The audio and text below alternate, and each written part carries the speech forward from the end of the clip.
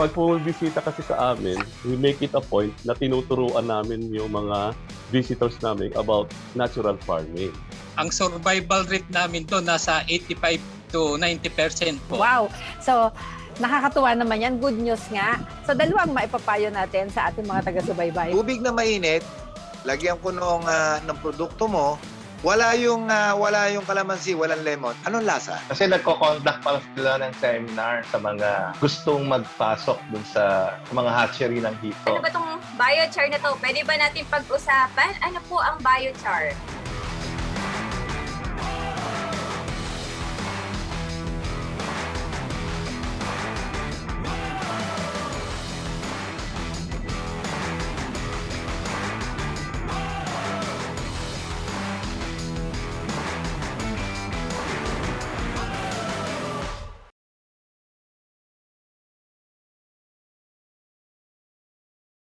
Magandang araw, ako po si Amy Buico at ito ang Agree Ako Dyan. Ngayong araw pag-uusapan natin ang mga coconut condiments at salve kombucha fermented tea. Ano ang mga ito? Ito po ang inyong aabangan sa Agree Ako Dyan.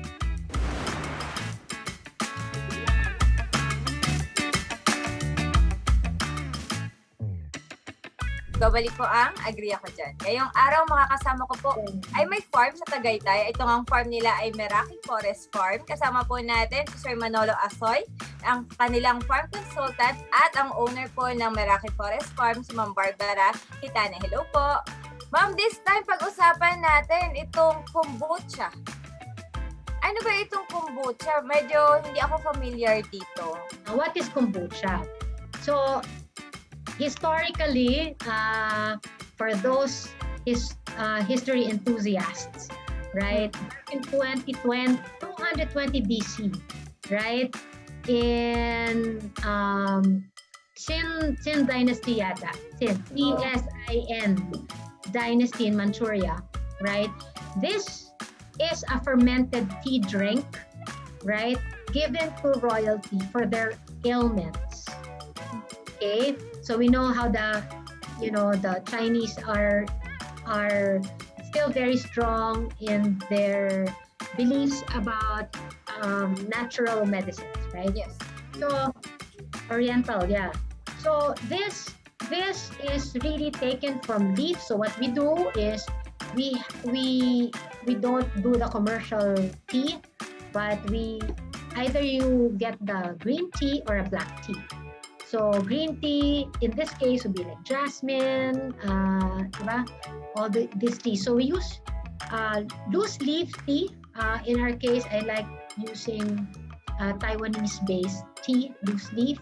So we boil the tea, and then we add an amount of sugar because bacteria feeds on sugar. Diba? That's where they get their energy to recreate themselves. So of course, there's only a certain amount where it's enough for us to be able to create the right environment that makes this still a healthy drink. So you do the fermentation, we call that the F1, first fermentation, for 14 days, right? So it's a boiled tea, then a bit of sugar, and then of course a certain component to that would be your called the SCOBY. It's a symbiotic yeast and bacteria culture, SCOBY. So meron siyang parang mother, mukha siyang, it's a very silky white,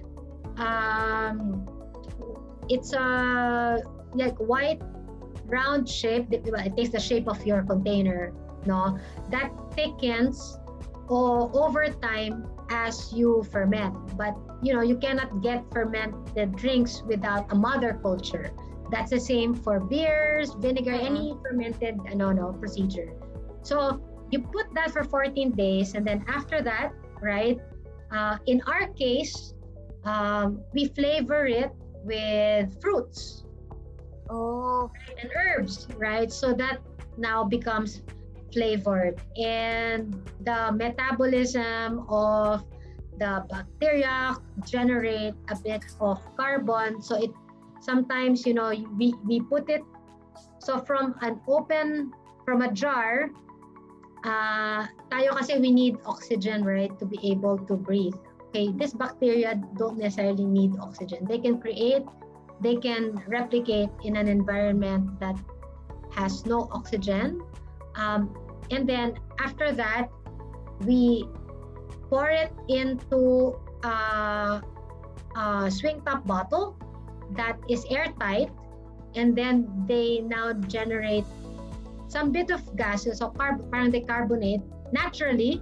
So some kombuchas that are commercially available, especially if they need to export it, they stop the fermentation, then they carbonate it, they introduce the carbonation externally.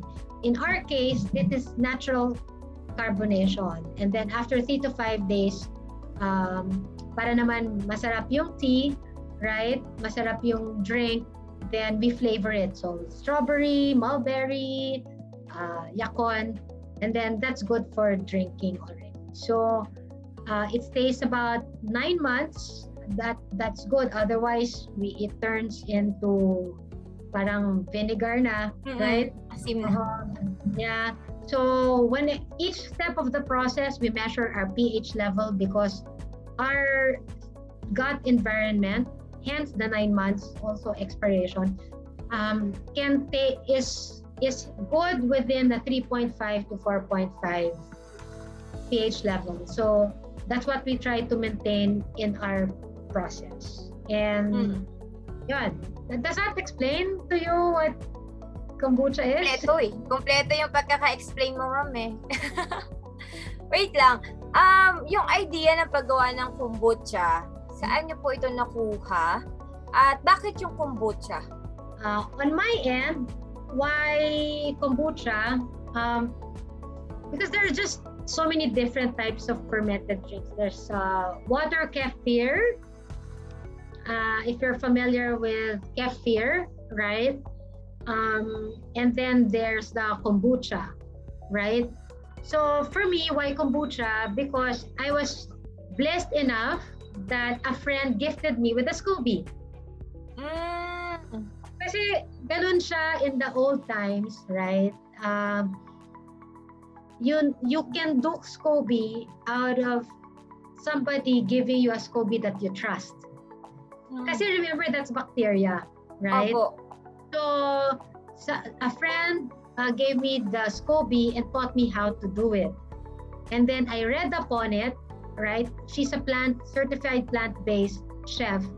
And then I read upon it, and then sabi ko, oh wow, that really has tons of health benefits. That need to still be backed up by research. So I'm telling you, it's not for everybody. When I say that, I'm maybe shooting myself in the foot, right? Now, not having the science, because you know that there's a different politics to the vetting process, right? However, I will not deny that, and so many others that are doctors and scientists and practitioners, that's why there's a whole business around it in the first place, all around the world, that there's a viable reason for its existence when it comes to the health benefits it delivers, right? So but as plain as day, the reason why I got into it is because somebody gifted me a SCOBY. So hindi Yeah. pala basta-basta nakukuha ang SCOBY. Pwede mo siyang bilhin sa Shopee. Pero yung trusted, Oo kasi parang 'di ba, it's a bacteria that you will culture, and it's like, paano sabi sa atin ng nanay at tatay natin, wag tayong kukuha ng candy sa hindi natin kilala. So I guess that's the same attitude I have when it comes to getting your mother culture, right? you want to make sure that that comes from somebody that that's why I guess when it comes to the branding game, right?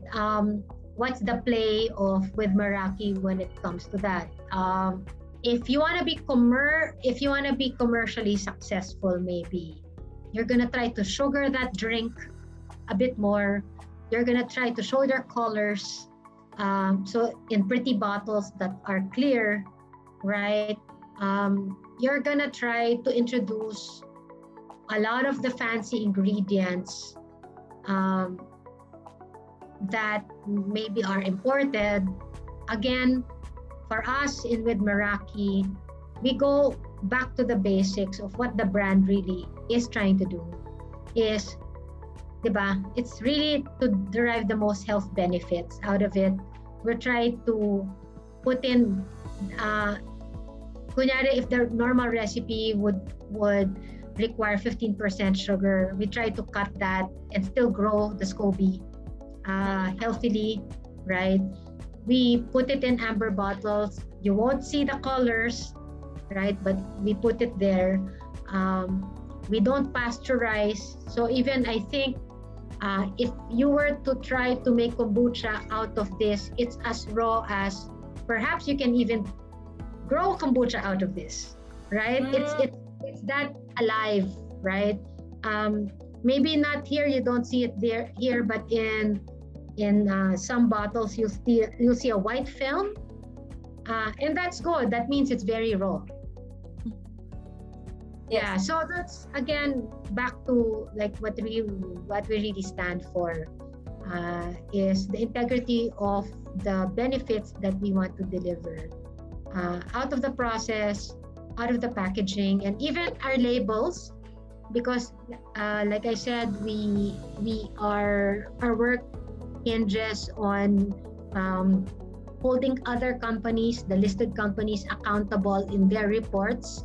So we write it, we design the report. So much to our practice, even the paper that we use is FSC certified papers. So that means Forest Stewardship Council paper. So these paper companies get from forests that have a reforestation program and has targets on their carbon strategies, right? So again, it's a whole concept that ties up to what we truly believe in. Opo. Ma'am, anong lasa na itong kombucha? Tapos may alcohol content ba to? Kasi alam ko pagka may yeast and sugar will become alcohol. Tama ba? Tama. Nasa sour side siya. Medyo maasim siya. Medyo maasim siya. Yeah. Malapit. Hindi ka naman mapapapikit, unlike the vinegar. Hindi ka na makikiligin. may kilig ba, ma'am? May kilig? Konting kilig lang. Konting kilig lang. Halimbawa, first time akong iinom ng kombucha, sabi mo 250 ml ang ideal na ano. So, sa first time na intake, anong dapat? So, siguro 1 glass lang. So, at 250 ml, pag walang glass mo, actually, naubos mo na to. Pero kung ang glass mo lang naman, Shot glass. 1 ml lang, short glass lang. Baka do this in 2 days, this one. So, each one of this is 250. So, para ka nang may, para kang may multivitamins. Probably even better than, certainly better, but I'm not a doctor, so I don't wanna, right? They have to check, they have to read up. We're all responsible for what we are offered, even doctors, right? We have to research, right? So this one can do 2 days. So 125 ml each, a day, right? Pero gano'ng kadalas dapat uminom ng kombucha? Kung gagawin mo siyang parang supplement, parang daily? Every day, yeah.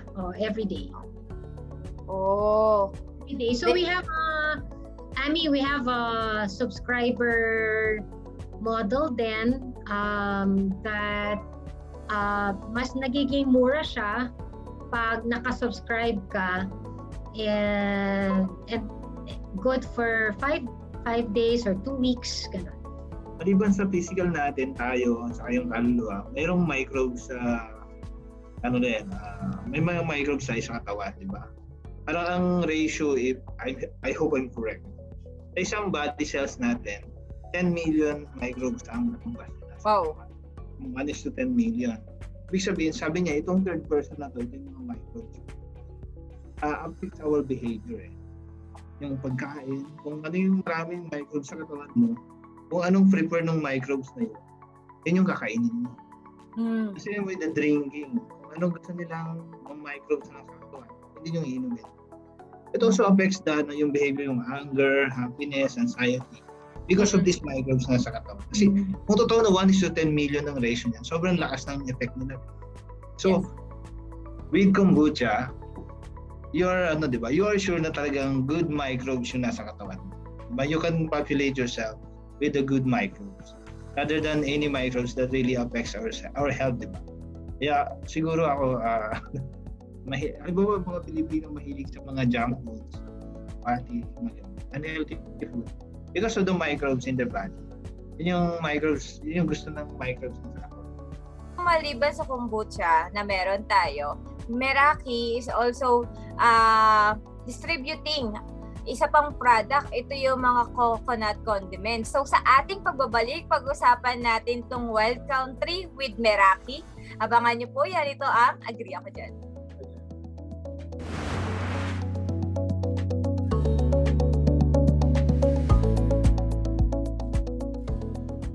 Nagbabalik po ang Agree Ako Dyan. Mamaliban nga sa kombucha, meron pa tayong mga ibang produkto. Ito ay galing sa Wild Country at sabi nga natin with Meraki. Yan. So, ano nung mga products ito? Okay, so meron tayong 5 products under yung coconut condiments line ng Radical ng Wild Country, manufactured by Radical Kitchen and then distributed by with Meraki. Right? So, we have the Coco Pure Nectar. So, itong Coconut Pure Nectar, isa-isahin na lang natin din. So, 100% natural siya, unrefined, right? No additives, no preservatives, rich flavor, gluten-free, actually very, mabody yung kanyang viscosity, no? And then non-GMO, and then of course, it's organic. Right? So it's used, it's safe for diabetic patients. Ito yung pwedeng alternative for honey. Honey, yeah. Kasi ang honey, especially kung yung iba plant-based, kasi siyempre animal si honey, no? And then it has, so it's good for syrups or desserts, or some people actually use it for coffee also. Right? Yun. And then we sprinkle it on top of our cocoa-based sherbets at the farm when we serve them. Kasi may pagka hindi siya flat sweet, may body siya ng salt sweet, ganon. Pero lasa mo ba yung coconut, ma'am? Ano yon? Lasa yung coconut? Hindi mo nalalasahan ng coconut. Okay, ano pa po yung next natin na okay, meron tayong coco cider vinegar naman. Coco cider? So, it's from the coconut sap, right? As with all vinegars naman, it's always a probiotic drink because, again, it goes to a fermentation that keeps the good bacteria alive, right? So, if you notice, ang nakaugalian ng iba sa atin na we learned it, I guess, from our Western counterparts, na in the morning, you put apple cider together in your drink, diba? Ako, I used to do that in the past, no? Water, and then I put lemon, and then certain occasions, water, apple cider, and Himalayan salt I used to. So that's the first thing I take. So now, instead of apple cider, I use coco cider, right? Coco cider. coco cider because in terms of the richness and the wealth of minerals, talo niya si apple cider. Right? So there's Apple cider ginagamit din pampaganda. Ang coco cider ba ay pwede din sa sa balat? Pwede mo siyang ipahid sa pimpong. Oo, so anti-acne siya. Tapos I use it also as vegetable wash. So also to clean your surfaces. So I put it in water and then I put siguro about 5% of the coco cider and then I spray it. Pero kasi may smell, right? May smell like vinegar, right? But if you want just a natural way of cleansing your surfaces, right? Then I use this. And also to wash my vegetables, I use this, right? And then sometimes for my hair, diba? To just ano yung papatubo ng buhok? hindi, pangpalinis lang. Linis ng Pangpalinis lang ng scalp ko. Hindi shampoo kasi hindi naman siya nabubula. Kahit lang. Ano lang, kahit lang. Pero sa nabubula sa'yo, baka Ano pa mo meron tayo? na-distract ako sa si Manolo kasi hindi nabubula ang cider sa'yo, Manolo. Tapos we have naman the healthier alternative to soy sauce. So amino sauce. So it has less salt than your soy, and then some people are allergic to soy sauce, right? To soy, right? So here's another alternative to soy sauce, basically. Yun. And then of Anong course, lasa niyan, ma'am? Talagang parang toyo. these products are gluten-free, ha? Kasi maraming taong gluten intolerant, hindi nila alam. Okay. Ang lasa nito, medyo slightly sweeter lang than the soy sauce. So, what you will do is, di ba normally ang Pinoy nag-add pa ng sugar sa pagkain. Dito, parang hindi mo na kailangan mag-add ng sugar. Tama lang. I'm not saying it's very sweet, but it's a good salty, sweet taste to it. Tapos it has the same body as a soy sauce. Maybe slightly thicker. Parang it has the body, lighter body of teriyaki sauce. Yeah, Radical Kitchen. Sushi. They export this to Japan already. Imagine that Japan is a soy sauce country and yet we export this. No? And we also export this to Russia. Yeah, yes. Correct. So, then what else do we have here? We have balsamic vinegar. Diba? We know this only from Italy, usually. But we have our own. Also from coconut sap, just like the amino sauce, right? But it has gone through the fermentation process to make it a vinegar. Slightly sweeter. It's slightly, pero not as sweet as amino sauce. And I'm not saying that amino sauce is sweet. Hindi rin eh. Pero just in Amino sauce is maalat. Ito kasi sweet na maasim. Tama ba ako? Oo, right? Kapag sweet na asim. Right? And I cannot be settled by not answering that question. The difference and balsamic, right? So, syempre, since we're talking about coconut condiments, we cannot do without talking about Virgin this coconut oil, right? So, yeah. Okay, so one thing about Wild Country's BCO is wala siyang asim. Of course, it takes on the taste of coconut, but it's mild, right, compared to its counterparts. Now, another question that might be asked is, ano yung MCT? Are you familiar with that, yung MCT? Hindi, ma'am. Ano yan? Ano yung MCT? Kasi there's another brand in the market that focuses on MCT VCO. So it basically, okay, pag itatabi natin si MCT dito na isang brand na very strong in, good brand also, pareho lang sila ng soluble fat content. However, MCT and its process makes you feel fuller right away. So it's good for those who want to Hindi nagda-diet.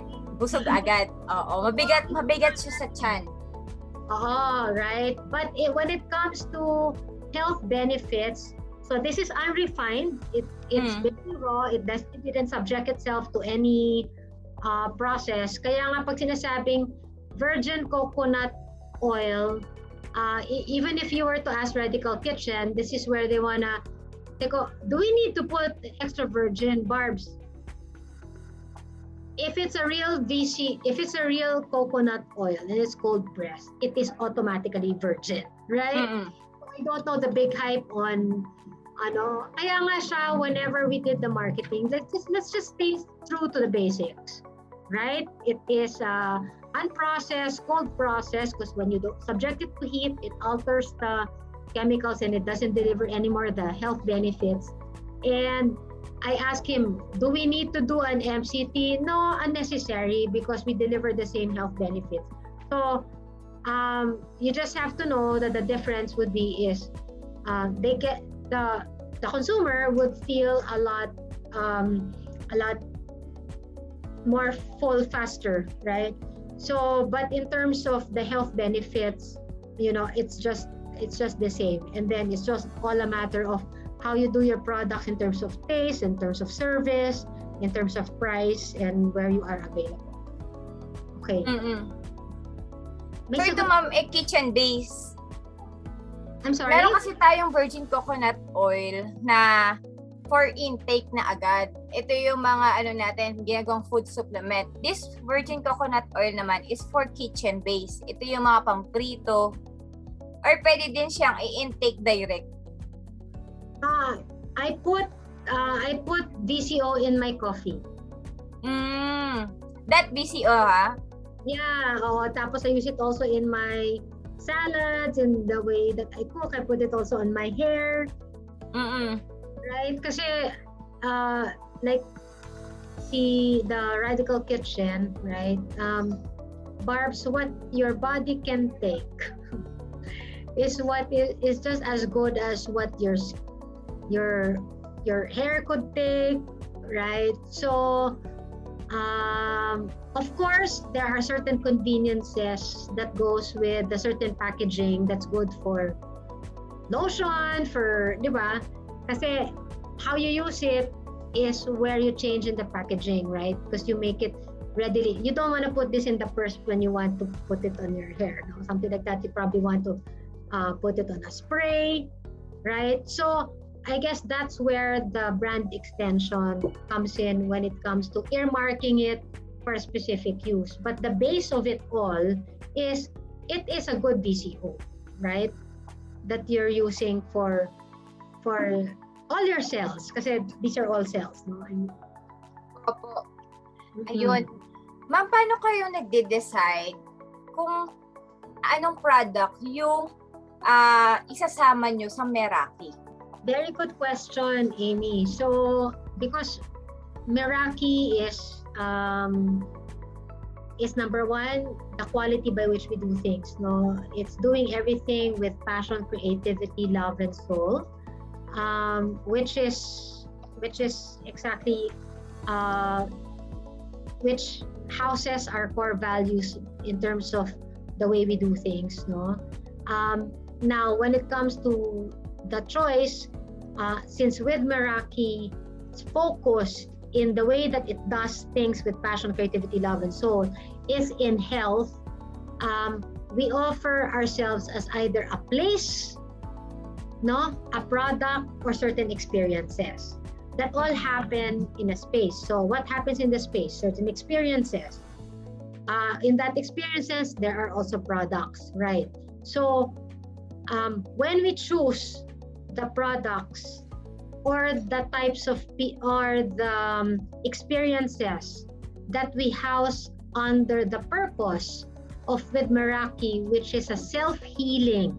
We're not the healers, only you can decide to change your habit, right? Once you have been informed, once you have experienced it, right? So then we choose based on the integrity of the purpose behind the product that you can actually see in the lives of those who make them.